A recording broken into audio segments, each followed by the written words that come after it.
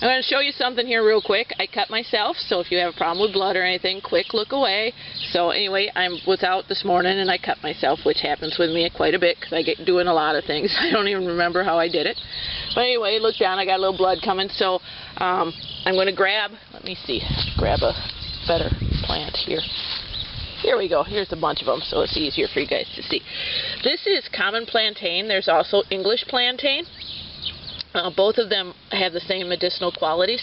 And plantain usually comes in a rosette like this, you know, where all the leaves come off from the center, from one central area.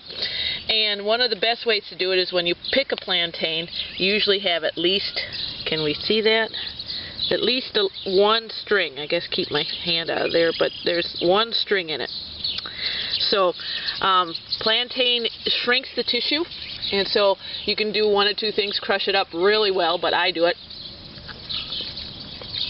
simply by chewing on it, and then I wrap it. One second, I'm going to put you guys down. It does take two hands when you're doing it on a hand. I just wrap it around the cut, and it's going to hold it there. I'll hold it there for just a little bit while I'm doing other things, and it'll help take the, it'll stop the bleeding, and it will kind of start knitting the edges of the wound together. So I'll bring you back here in just probably about 30 seconds.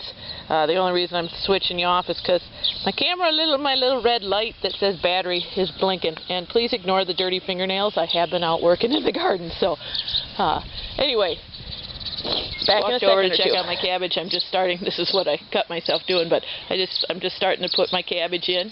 A little early. Usually it's around the 1st of May, but end of April's not too far.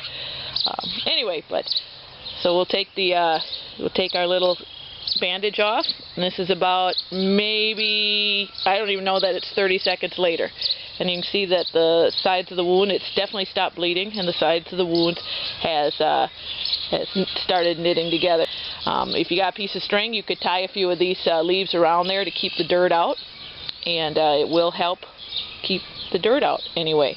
But you can see just how quickly, in fact, you can see down below where probably I didn't get the